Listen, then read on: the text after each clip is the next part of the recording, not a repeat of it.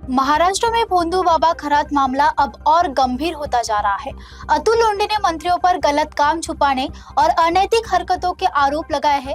इस मुद्दे पर राजनीति तेज हो गई है और अब लोगों में नाराजगी बढ़ रही है।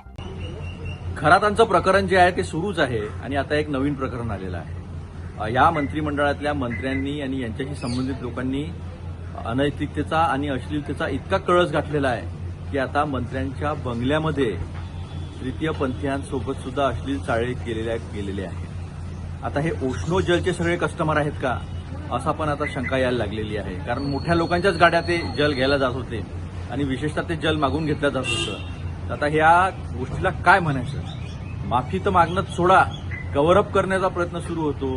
तिकडे मनोहर कुलकर्णी म्हणतात की खरातला मारून टाका, म्हणजे खरातला मारून टाकून कोणाकोणाच्या पापावर पांघरून घालायचं आहे, माहिती पूर्ण काढायची नाही, त्याच्याकडनं कोण कोण अजून इन्व्हॉल्ड होतं, 100पेक्षा जास्त व्हिडिओ आलेले आहे।